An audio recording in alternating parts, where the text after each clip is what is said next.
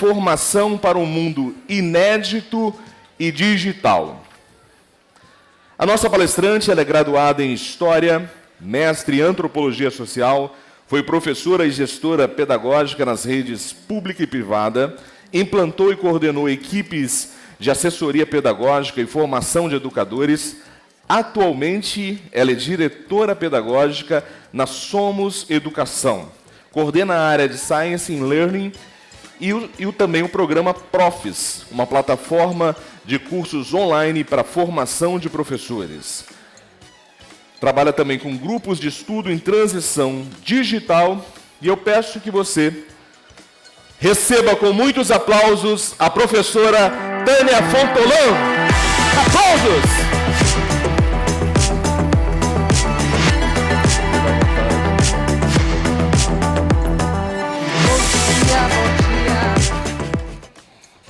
Gente, é sempre um prazer estar aqui em Vitória, cidade que eu acho linda, e é um prazer encontrar educadores para refletir com vocês sobre os nossos tempos.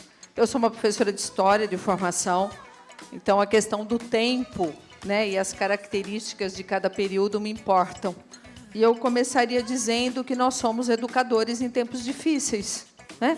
Eu acho que é mais difícil para a gente ser educador do que foi para os nossos professores. E eu não estou dizendo que o trabalho deles foi fácil, né? Mas certamente a gente tem que lidar atualmente com muito mais desafios do que provavelmente os nossos educadores lidaram. E eu queria trazer um pouco esse contexto que a gente está vivendo, na medida do possível, para o chão da sala de aula, né? Até para a gente pensar concretamente como que a gente incorpora na nossa prática esses desafios. E eu vou começar com uma provocação, né? Até porque eu também sou professora e, de alguma maneira, essa é uma afirmativa que me provoca. O Hamming é considerado o pai da ciência de dados. E essa afirmativa dele, né, de que o professor deveria preparar o aluno para o futuro do aluno, não para o passado do professor, eu acho que, em parte, faz sentido. Num determinado momento, eu me senti provocada e me reconheci nessa fala dele, porque, sendo muito sincera, eu não fui fazer história porque eu gostasse de educação. Eu fui fazer história porque eu gostava de história. E, nos meus primeiros anos como professora, eu acho que eu era um pouco a louca da história, né? Que, ao lado do louco da geografia, o louco da matemática, o louco do português e assim por diante, ficava tentando puxar a brasa para a minha sardinha. Quando eu anunciava, por exemplo, que a gente ia ver Revolução Francesa, e o menino fazia aquela cara de ai, que saco, né? Digamos assim, eu quase tinha vontade de dar um tapa nele, pensando assim, que menino tonto, né? Como que alguém pode não gostar de Revolução Francesa? E acreditem, levou um tempo para cair a minha ficha de que cada professor, às vezes, verticalizava o entendimento e a abordagem dos conceitos como se a gente estivesse lidando com mini-graduações. E o menino, às vezes, né, dependendo da faixa etária, às vezes tentava sobreviver a essa avalanche de conceitos que, talvez, até por ser excessiva, com a melhor das intenções, acabava fazendo com que eles acabassem dispensados depois das provas. Quem aqui nunca viveu a angústia de retomar um tema trabalhado meses antes e a turma olhar como se nunca tivesse visto aquilo? Só eu vivi isso?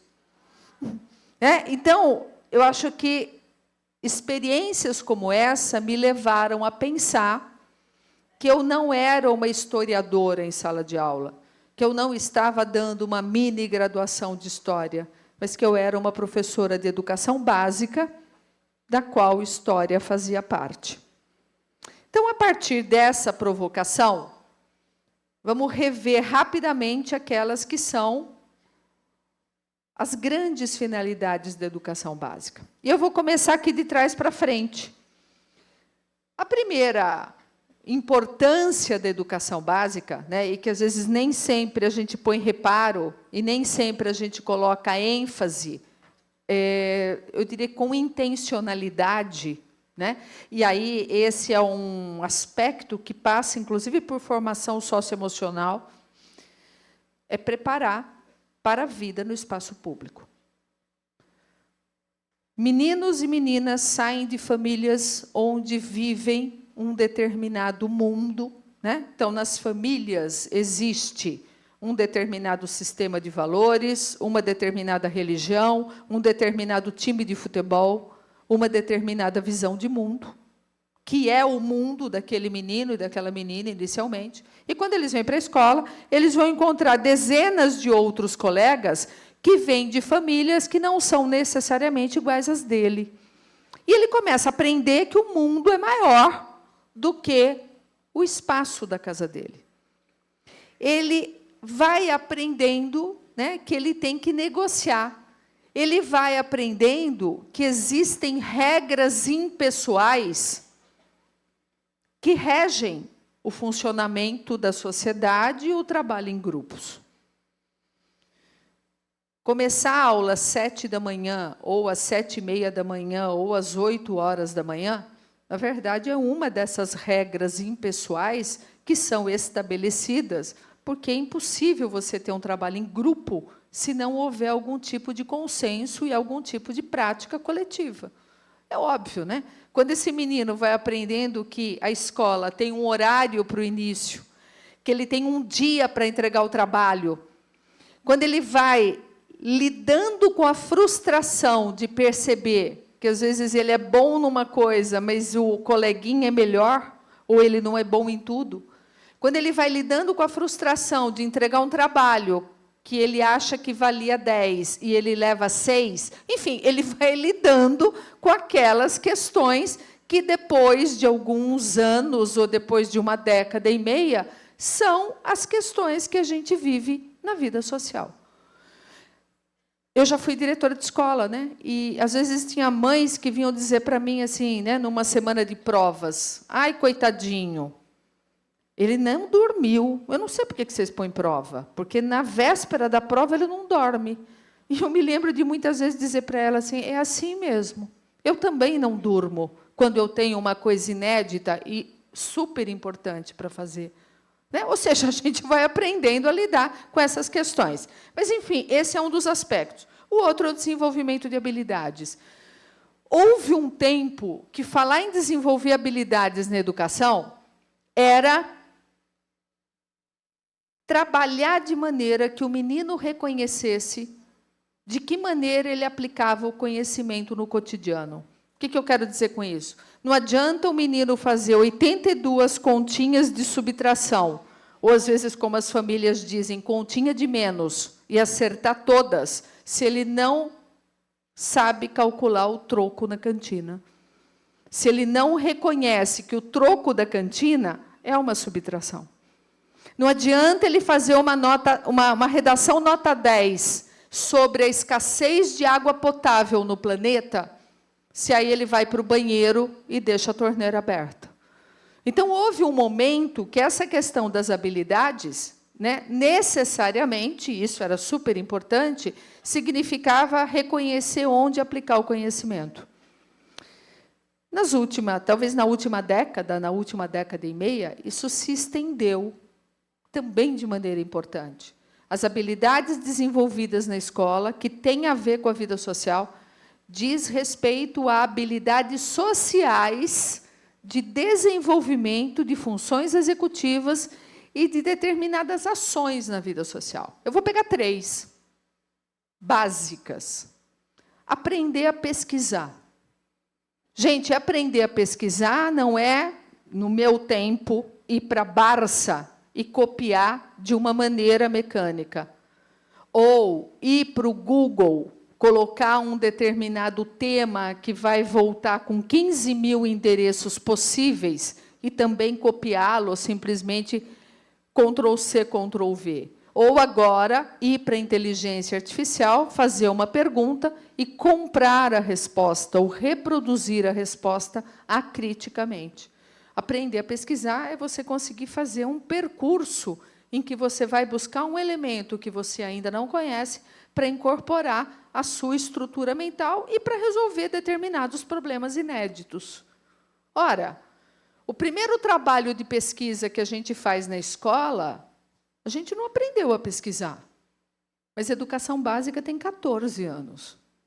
Será que em 14 anos a gente não pode ensinar esse menino a pesquisar? Ou a construir essas trilhas de busca? Segunda habilidade social importante, aprender a falar em público. Quando eu estou dizendo de aprender a falar em público, não é para ser um professor, para ser um político. Estou falando de ser capaz de externar o que você pensa. E, junto com essa externalidade, aprender a construir argumentos, defender posições. Ora, nós temos meninos e meninas que parecem que já nasceram falando. E nós temos meninos e meninas que são absolutamente tímidos. Bom, se aquele menino falante sai da escola como entrou, e se aquele menino tímido sai da escola como entrou, nós falhamos. Eu acho que a escola é o espaço que representa, ou deveria representar, que ninguém está condenado à sua condição de nascimento. Seja do ponto de vista socioeconômico, seja do ponto de vista dessas características de personalidade que se traduzem em ações sociais. E aí um parênteses, né, gente? A fofoca da escola. Se a gente não põe reparo nisso, às vezes as salas de aula continuam a se organizar em 3 grupos. Os primeiros de quem a gente sabe o nome são os pestes. Os segundos de quem a gente sabe o nome são os brilhantes. E tem uma zona cinzenta na sala, que às vezes passa o ano, a gente não sabe nem como é a voz deles, porque eles entram mudo, saem calados, e a gente não os estimula, a gente não os desenvolve. A terceira habilidade social crucial é o trabalho colaborativo, é o aprender a trabalhar em grupo. Né? A era dos geninhos, que tudo sabiam, mas não sabiam compartilhar, não sabiam trabalhar com outras pessoas, passou. Aliás, se esse geninho não souber trabalhar em grupo, hoje ele é visto como tóxico. Gente, quem já não teve na sua escola, às vezes, aquele professor que reconhecidamente era muito bom tecnicamente, mas que, com perdão da expressão, era um porre, era tóxico, é aquele cara que, na verdade, puxava o grupo para baixo porque não sabia conviver de um jeito que fosse bacana. De novo, nós temos 14 anos para, através de trabalhos em grupo monitorados, a gente desenvolver isso. E aí a gente chega na base de cultura geral, que, como eu já disse, é preferência nacional, né? Ou que faz remissão àquilo que o Heming disse. Eu, formado em História, eu quero mais ensinar História, e o resto que se dane, não é minha preocupação. Né? A família fica feliz com o ensino conceitual.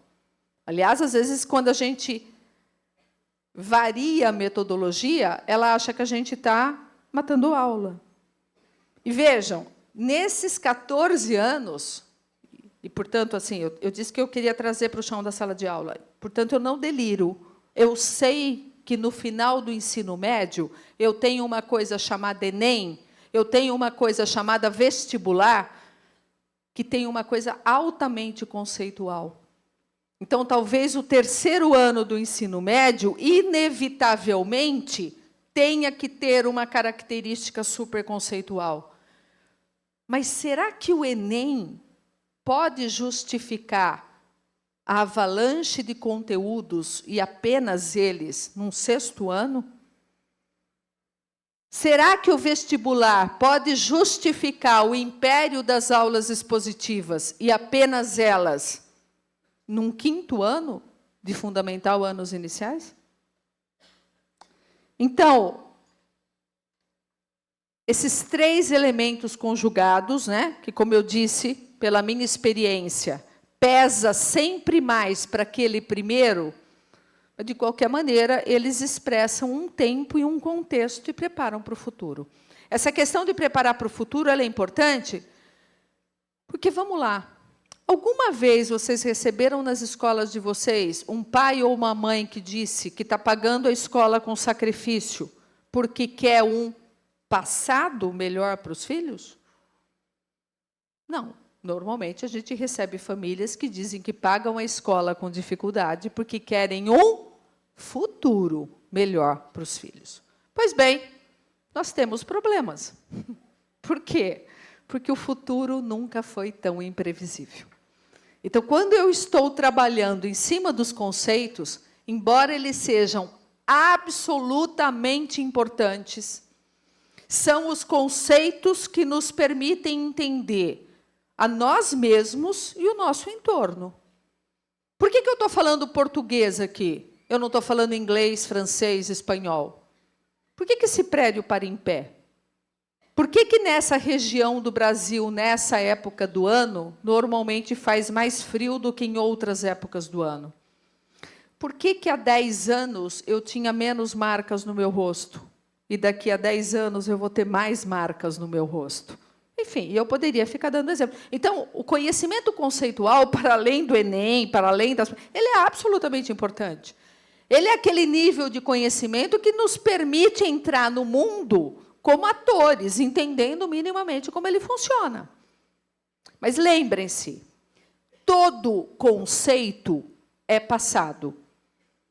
Ele só se torna conceito porque, em alguma medida, ele já aconteceu, foi desvendado e enunciado como conceito. De novo, não tem nenhum problema nisso. O problema é se a gente só se ativer a ele. Quando eu era adolescente, meus pais me colocaram num curso de datilografia, porque eles acreditavam que isso ia me dar uma vantagem competitiva no mercado de trabalho. Alguém aqui fez curso de datilografia? Ah, claro, né? Preferência nacional também. Bom, para além do fato de eu ter dificuldades nesse curso, porque a coordenação motora nunca foi o meu forte, então eu era lerda para caramba, sempre ficava por último, né? E às vezes tentava ganhar tempo com os 2 dedos, né? Assim, com os indicadores. Mas, enfim, para além dos meus dissabores nesse curso, o que eu queria destacar é o seguinte: antes de mim e de vocês, durante mais de um século, pessoas fizeram cursos de datilografia. Durante mais de um século. Mudaram as máquinas, que eram mecânicas, depois elétricas, mas o curso era o mesmo.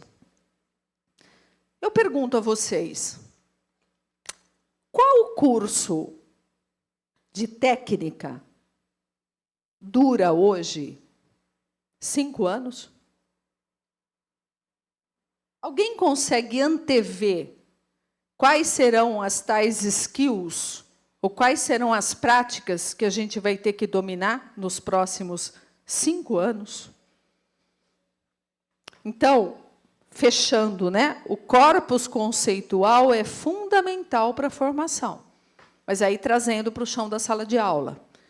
Mas mesmo esse corpus conceitual precisa ser trabalhado com outras metodologias. O que eu quero dizer com isso? Aquela lógica de um professor que tudo explica, e na sala de aula e depois na prova pede questões espelho, está preparando para o passado. Está preparando para um domínio conceitual do conhecido. Não está preparando para o futuro. Quais de vocês, gestores, que devem estar aqui presentes, já não receberam uma fila de reclamação na sua porta de alunos dizendo que caiu na prova uma coisa que o professor não deu? Isso só acontecia na minha escola? Vejam só, gente. Se isso acontecer em novembro, acho que ele não deu mesmo, porque em novembro nós estamos bem doidos. Né? A novembrite nos ataca a todos e não tem anti-inflamatório que nos salve. Se for em março, às vezes não é que o professor não deu, é que o menino não reconhece naquelas palavras a enunciação do professor em sala de aula. Então, em outras palavras, ele está lidando com memória, ele está sendo treinado em relação àquilo. E quando você desloca um pouco a enunciação, ele não reconhece. Eu sei que tem redes públicas aqui, né, pelo que me disseram. Quantas vezes o IDEB traz uma nota bem menor do que as notas que os meninos têm nas provas da escola? E talvez seja a mesma questão. Não é que o menino não sabe aquilo, mas quando ele se depara com uma questão cujo assunto é provocado com palavras diferentes, ele não sabe responder. E aí nós temos problemas, porque essas estratégias de fixação repetidas ao longo da educação básica... Nossa, tem um inseto aqui. Eu tomei banho, hein, gente? Que fique bem claro. Formata o cérebro, formata a cognição. Quem de nós não conhece pessoas ótimas no que fazem, mas que, quando você faz uma encomenda 5 centímetros para a esquerda, 5 centímetros para a direita, elas travam e elas dizem: isso eu nunca vi, isso eu não sei fazer. Por quê? Porque elas são treinadas, elas repetem. Mas num mundo que não para de mudar, a questão da repetição cada vez mais vai se tornar um problema. E aqui, bem rapidamente, né, o Yuval Harari deu uma entrevista para a Folha de São Paulo, acho que faz umas 3 semanas, e eu gostei muito disso que ele falou, né, que a educação útil para a era da IA deveria ajudar a pessoa a se sentir confortável diante do desconhecido. Por quê? Porque é óbvio, num futuro que o tempo todo se transforma, a gente vai sair da área de conforto o tempo todo. E aí, né, inclusive, ele diz, olha, as pessoas que mais prosperarão serão aquelas capazes de enfrentar o caos e a incerteza sem perder o equilíbrio mental. Ou seja, nós precisamos ensinar em terra firme os meninos a navegarem num mar de incertezas. E a gente não vai fazer isso apenas utilizando estratégias de fixação e repetição, ainda que eu possa usá-las. A minha questão está na fixação deste tipo de estratégia. Então, o preparar para o inédito é ensinar o menino a aprender sozinho. O preparar para o inédito é ensinar o menino a extrapolar. Ou seja, eu, como professor, é óbvio que eu preciso ancorar o assunto. Mas, em vez de passar pelo assunto inteiro e só perguntar aquilo que eu já comentei, eu preciso ir criando desafios, inclusive em sala de aula. Desafios no sentido de, então, o que você acha? Mas vamos pensar aqui, vamos levantar uma hipótese. Esse menino tem que extrapolar. Óbvio, de novo, parênteses do chão da sala de aula. Se em sala de aula o professor tudo explica e tudo que ele pede é repetição, pelo amor de Deus, não é na prova que ele vai inovar, né? Porque também, olha, nós professores, a gente adora, né? Assim, desenhar um alvo na camiseta e dizer atira.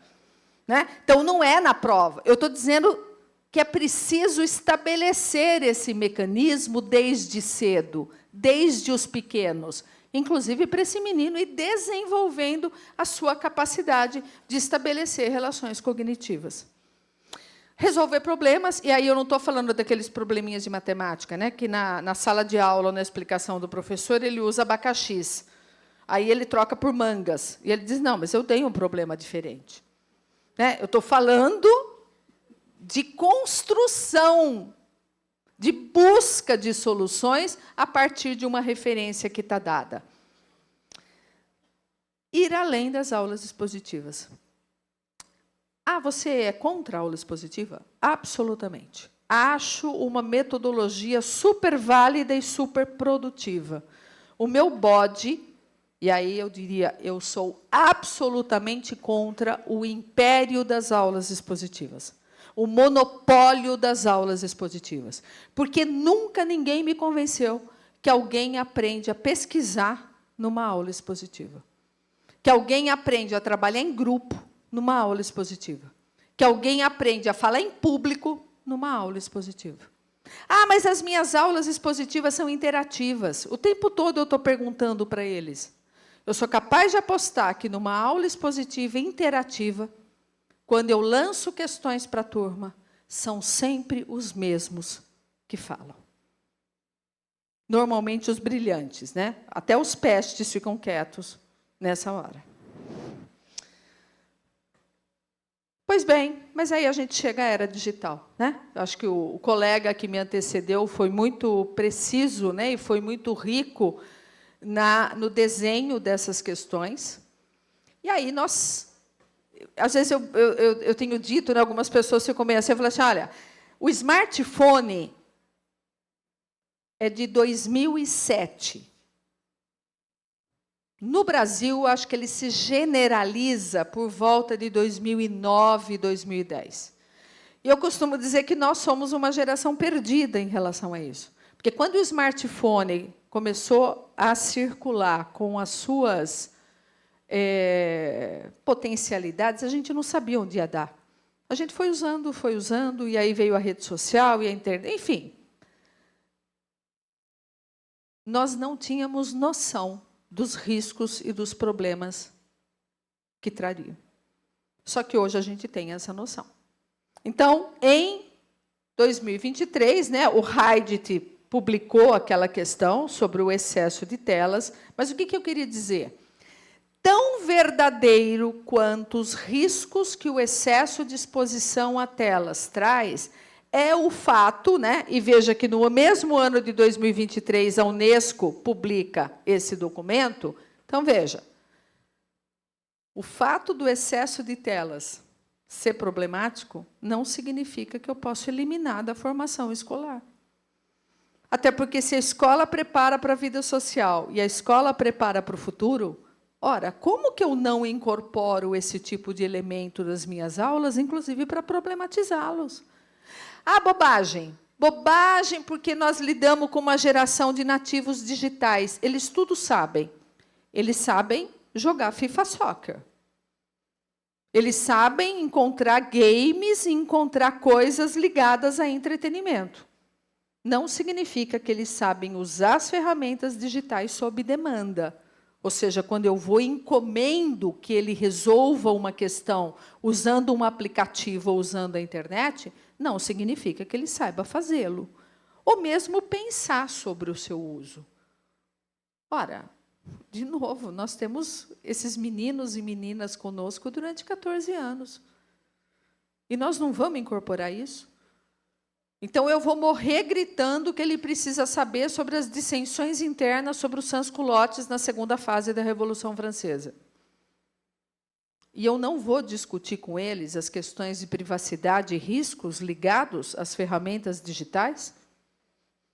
E é aí que a gente chega na educação digital e midiática, que todos vocês já sabem que, a partir de 2026, é obrigatória nos currículos de todas as escolas, seja como uma aula à parte, seja de forma transversal.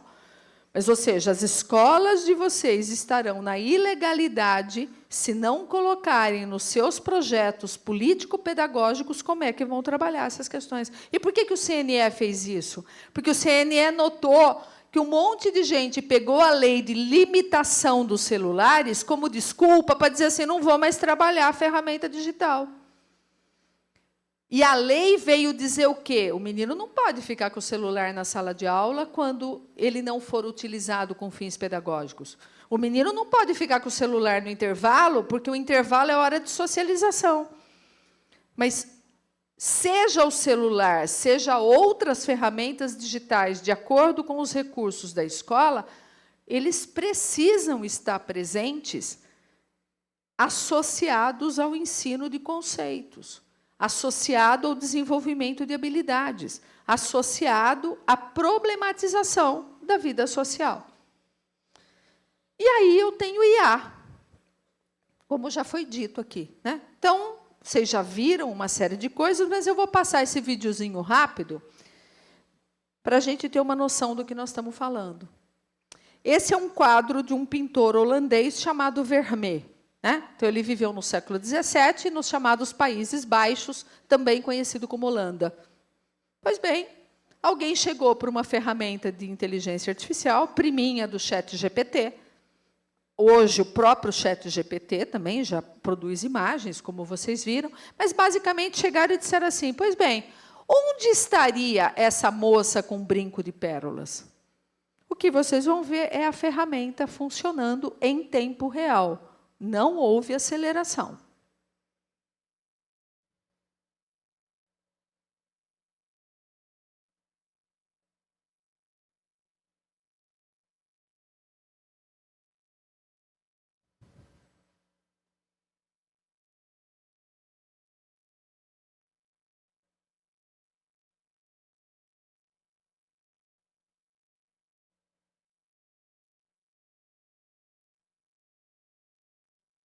(15 segundos?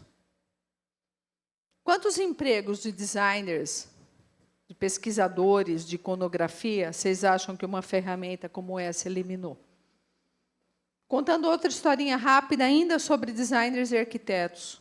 Seleção de arquitetos num país da Europa. Feitos todos os processos de seleção, 30 pré-selecionados. Última etapa, os caras chegam e recebem uma incumbência para desenvolver. Então, os parâmetros. Ó, vocês têm que fazer o planejamento de um determinado espaço, este é o orçamento, esta é a finalidade, nesse espaço vão circular X pessoas, etc, etc, etc. Vocês têm tanto tempo para desenvolver o projeto. Sabe, projeto de arquiteto. Tiveram tempo, entregaram o projeto. O selecionador disse algo como: nós temos até 10 vagas. Por que até 10 vagas? Falei assim, porque nós imputamos os mesmos parâmetros numa ferramenta de inteligência artificial.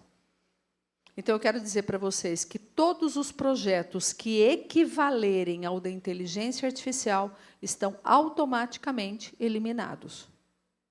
E aí, foi cruel. Eu falei assim, porque se o que vocês entregarem for do nível da inteligência artificial, desculpem, ela é mais barata.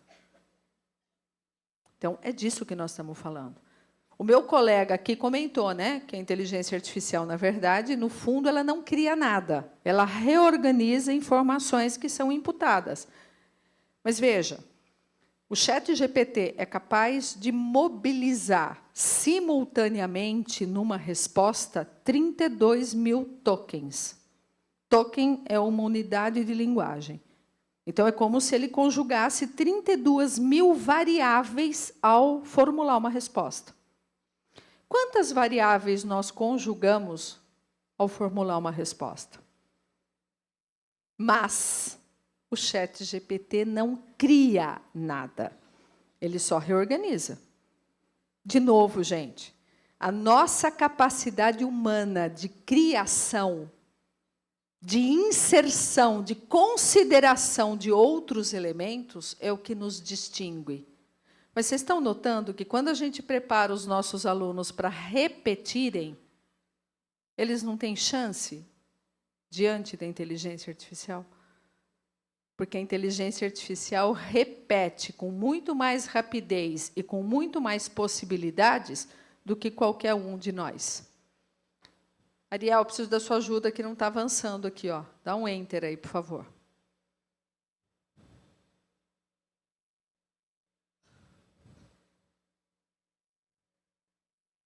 Boa, obrigada. Bom, e aí nós temos as outras questões ligadas à inteligência artificial.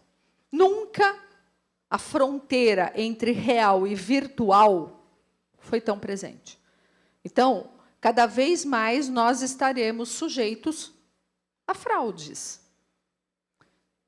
Nós vamos ter que criar com os nossos queridos uma senha. Isso já deve acontecer, porque a gente vai receber ligação no celular, no FaceTime, e do outro lado vai estar uma pessoa que você conhece, com a voz da pessoa que você conhece. E não é ela.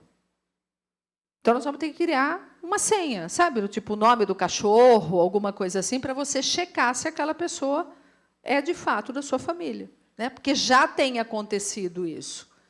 Então, nós temos que educar para essas novas percepções, para que o menino tenha autocuidado, para que ele cuide da sua privacidade. Enfim, a gente viu aí, né, com o youtuber Felca, né, os riscos, na verdade, que correm nisso, e que, quando a gente não cuida da privacidade, às vezes a gente publica coisas inocentemente que estão sendo, na verdade, manipuladas, né, estão sendo utilizadas. Ora, gente, nós temos que falar disso com os meninos.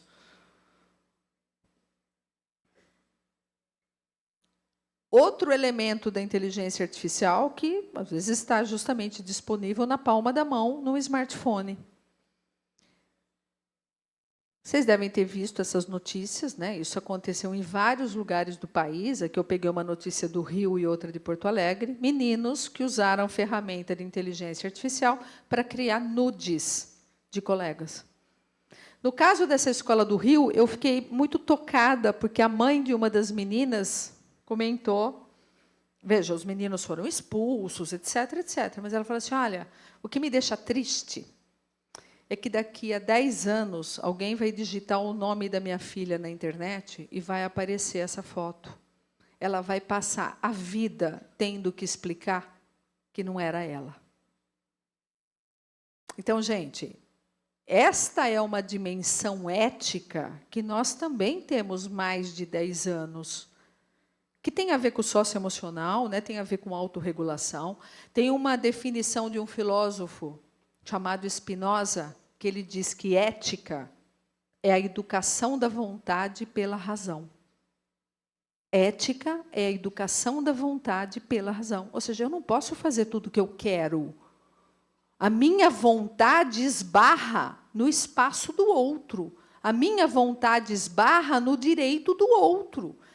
Mas a gente precisa, do ponto de vista socioemocional, além de desenvolver essas questões de autorregulação, criar situações em que o menino se coloque no lugar do outro. Porque alguns desses meninos que fazem essas barbáries se defendem dizendo que era só uma brincadeira. Mas talvez, se ele começar a pensar assim, é só uma brincadeira? E se alguém fizer essa brincadeira com a sua mãe? Você vai continuar achando divertido? Você vai continuar achando que é uma brincadeira? Mas se a gente não discutir essas questões num espaço social como é a escola, quem vai discutir? Então, nós estamos falando de responsabilidade e de empatia. Outra coisa que eu acho interessante, né, que tem a ver com metacognição, ou seja, eu tenho que pensar sobre o meu pensamento, eu tenho que pensar sobre as minhas ações. Isso aqui é uma notícia que saiu no final do ano passado. Um avião de pequeno porte fez um pouso forçado numa avenida de Teresina. Então, vocês imaginem um avião pousando numa avenida, né? E ele acabou abalroando carros e tal, e ele derruba um casal que estava numa moto. O que me impressionou nessa história? O menino, o rapaz, ficou na boa. A namorada dele, a noiva que estava na garupa, se machucou. E o que ele conta nessa reportagem? O desespero dele, porque a moça estava ferida e ele pedia ajuda, e um monte de gente chegou perto para filmar. Então, ele pedia ajuda e as pessoas não tomavam nenhuma medida prática. As pessoas estavam preocupadas em filmar. Que não é muito diferente de quem fica 5 horas numa fila para assistir um show, paga uma grana para assistir o show, e aí, quando começa o show, a pessoa assiste o show na tela do celular. E eu fico pensando, nossa, mas eu podia esperar passar no Multishow, né? Mais barato, mais cômodo, você ainda come, você assiste comendo pipoca. Mas veja, o que às vezes está por trás disso? Se você chegar para essas pessoas e dizer assim, e disser, mas por que você tudo filma? Talvez ela pare e fale assim, todo mundo faz. Estão percebendo? É isso que não tem a ver com metacognição. Nós somos da espécie Homo sapiens sapiens, que, diferentemente do Homo sapiens, né? O Homo sapiens é o homem que sabe. Homo sapiens sapiens é o homem que sabe que sabe. Ou seja, a gente sabe o que a gente sabe, e a gente é capaz de pensar nisso. É desta dimensão reflexiva que eu estou falando que a gente precisa urgentemente incorporar nos nossos currículos e nos nossos projetos de formação. Então, hoje, os estudiosos estão chamando a nossa atenção para quê? Os nossos meninos e meninas precisam aprender a pensar com IA. O que é pensar com?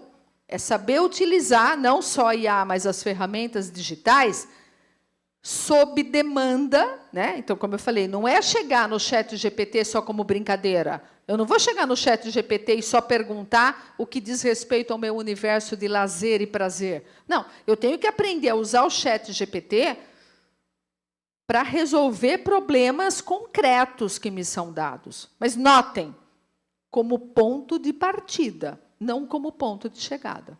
O ChatGPT permite que eu ganhe tempo, porque ele já traz uma série de elementos pré-amarrados naqueles 32 mil tokens.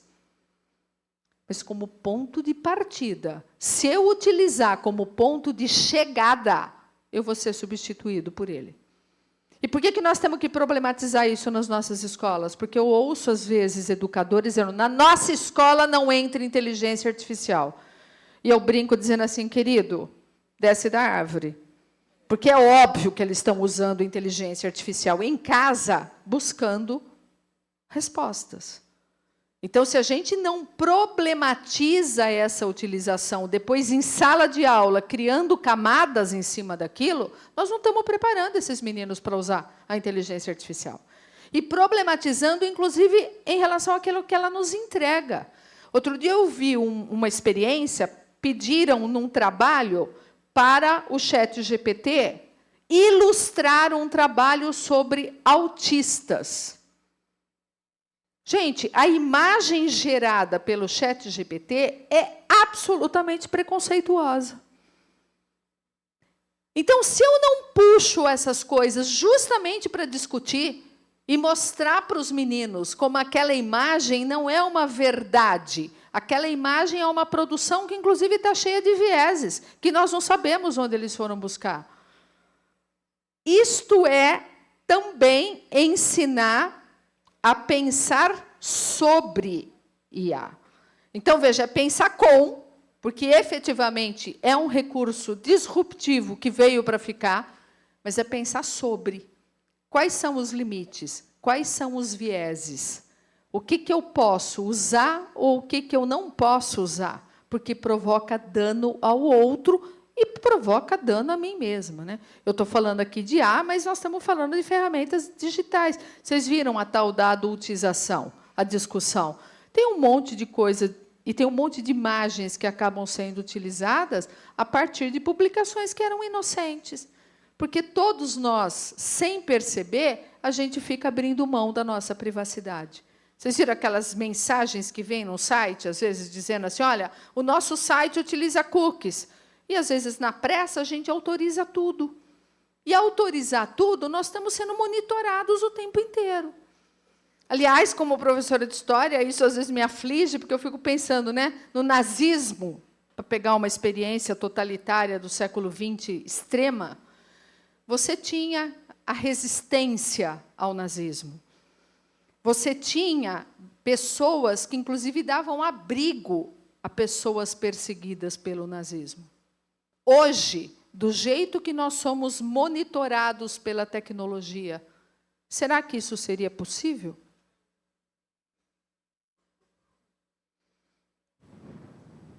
Então, gente, meio que a guisa de fechamento, né? A palavra-chave é equilíbrio. Eu não estou falando de ou, eu estou falando de e. É trabalhar conceitos, enquanto eu trabalho os conceitos, eu desenvolvo habilidades. É trabalhar com aulas expositivas, mas não somente com elas. É conjugar impresso e digital. E aí também, óbvio, né, dependendo da faixa etária. Nós não vamos ficar usando o digital na educação infantil. Embora a gente também já possa ir mostrando para eles, né, a analisar mídias. Ou seja, quando eu pego a capa de um livro infantil e proponho, né, peço para a criança dizer o que ela está vendo, o que ela acha que o autor quis dizer, eu já estou fazendo um trabalho, na verdade, de análise de mídia. E aí, todas essas questões, né, como eu falei, nós somos educadores em tempos difíceis, nós temos que nos atualizar.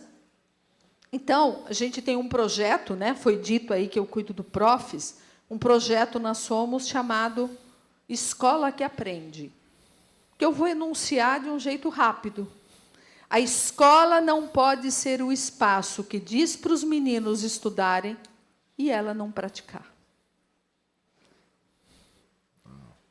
E aí, né, a gente tem, então, uma plataforma, né, com mais de 100 cursos para os professores utilizarem, um clipping quinzenal para os gestores se atualizarem em relação a notícias da educação, mas justamente ligados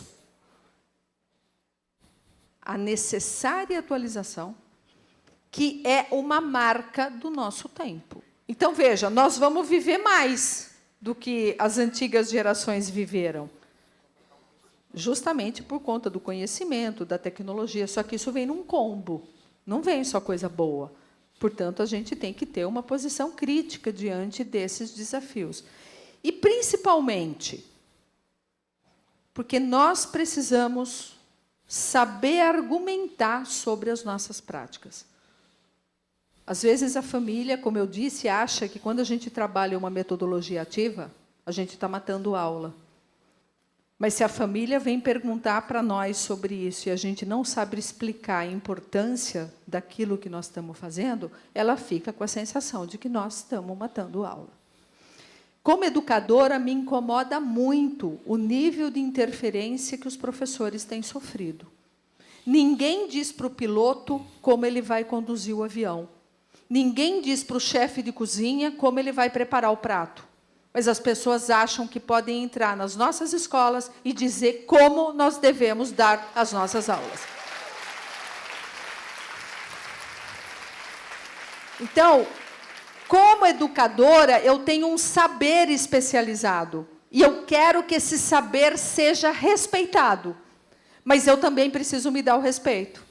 E me dar o respeito também significa eu me manter atualizado em relação às práticas e em relação aos caminhos que a educação tem que seguir. E aí, para fechar, né? E justamente em reconhecimento à importância dos professores, eu fecho com um vídeo rápido que diz respeito ao fato de que ninguém mais quer ser professor. Quer dizer, ninguém é força de expressão, né? Mas cada vez menos pessoas querem ser professores, às vezes por conta desse desrespeito que a gente sofre. Então, eu acho que essa é uma mensagem de valorização aos professores, mas vejam, a gente também precisa se fazer respeitar, insisto, nos mantendo atualizados e sendo capazes de explicar e justificar as nossas práticas à luz da ciência e à luz de uma leitura necessária de contexto. O que sente quem acorda todos os dias e se encaminha para mais um dia de ensinamentos, de lições, de tarefas? O que leva essa pessoa a enfrentar o trânsito, a mobilidade urbana nem sempre tão móvel e seguir em frente? O que motiva esse ser humano a encarar uma turma de alunos nem sempre sorridentes, com uma vontade de aprender que às vezes não se manifesta de forma muito clara? O que ele sente quando encara alunos que se sentem donos da escola? E para resumir tudo, o que faz com que alguém queira ser professor? Dados atuais indicam que essas perguntas estão sendo feitas com frequência cada vez maior por aqueles que começam a fazer suas opções profissionais. E as respostas a elas são preocupantes. A tendência a rejeitar a carreira do ensino vem se acentuando no mundo inteiro. Não é difícil imaginar as consequências disso. É só a gente pensar em um mundo sem professores. Em anos recentes, durante a pandemia de Covid-19, muitos pais se ressentiram da ausência da escola na vida dos filhos. Agora é só transformar esse drama em uma situação permanente para se ter uma ideia do que seria de todos nós se não houvesse professores. A Somos sabe que a sua essência é ser educação, é ser uma casa de professores. Por isso, quer fazer de 2025 o ano de reflexão sobre os desafios atuais da atividade docente. Esse não é um assunto exclusivo dos professores. Todos nós precisamos conversar sobre isso. Esse problema diz respeito ao Brasil. Diz respeito a você. Então, gente, neste mundo de tantos desafios, nós somos absolutamente importantes. E nós temos que cada vez mais dizer isso em alto e bom som para toda a sociedade, inclusive mostrando o porquê que nós estamos renovando as nossas práticas e precisamos renovar as nossas práticas. Foi um grande prazer ter tido essa oportunidade com vocês. Muito obrigada. Parabéns, professora. Agora vamos ouvir o que as pessoas comentaram a respeito. Temos aqui excelentes questões, por Obrigada. favor. Oi? Uma água. É o tempo de eu localizar as perguntas aqui também. Olha só. E não para de chegar. Vou finalizar, senão não tem jeito. Eita. Ai, meu Deus. Eu me perdi aqui. Sem problemas. Tá. Aqui. Vamos lá.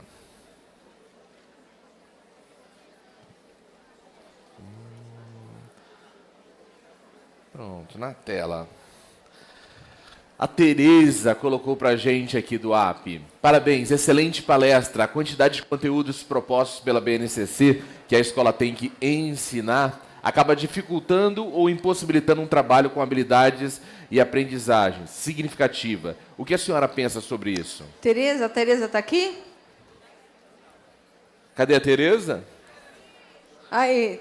Olha aí, Tereza. Ô, Olha ela. Tereza, olha, eu concordo com você em número, gênero e grau. Teve uma época que, inclusive, eu brincava dizendo que se tivesse ainda o Orkut, eu ia fundar uma comunidade e eu odeio a BNCC. Né? Porque eu acho que a BNCC, óbvio, né? Ela tem uma série de virtudes, mas eu tive a oportunidade de dizer isso para o presidente do INEP. Eu falei, quando que vocês vão chamar para formular documentos oficiais da educação brasileira professores da educação básica? Porque vocês só chamam professores universitários e tem formulações da BNCC que, no meu entendimento, foram feitas por alguém que não vê um menino de 10 anos há pelo menos 20 anos. Eu queria que aquelas pessoas viessem dar aulas para uma turma de 6º ano, com 30 meninos dentro da sala, de preferência depois da aula de educação física, né?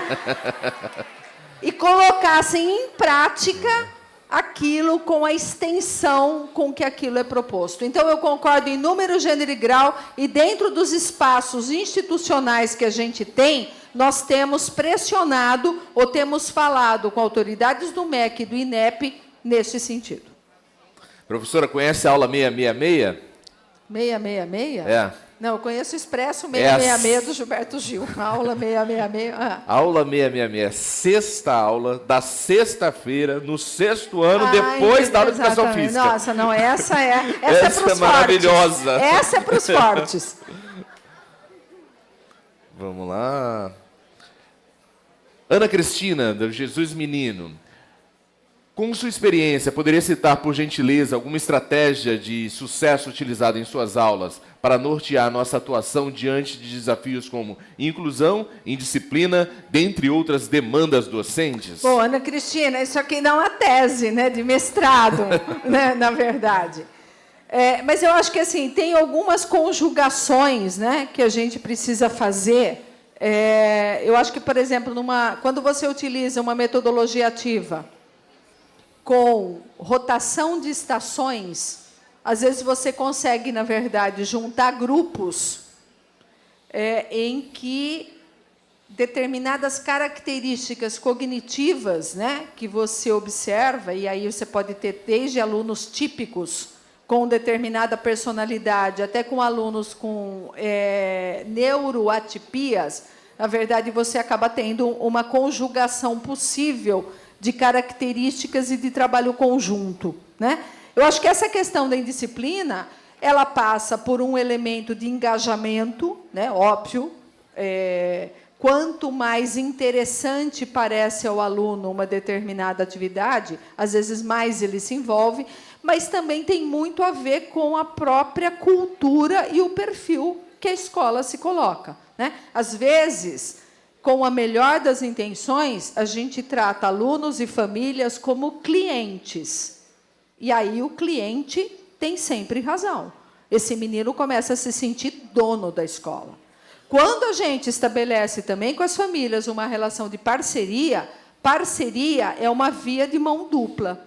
Eu tenho os meus compromissos, mas você tem também. Então, eu acho que a indisciplina ela começa do tipo de relação que a gente estabelece com as famílias, porque aí elas podem ou não ser parceiras nesse tipo de trabalho, né?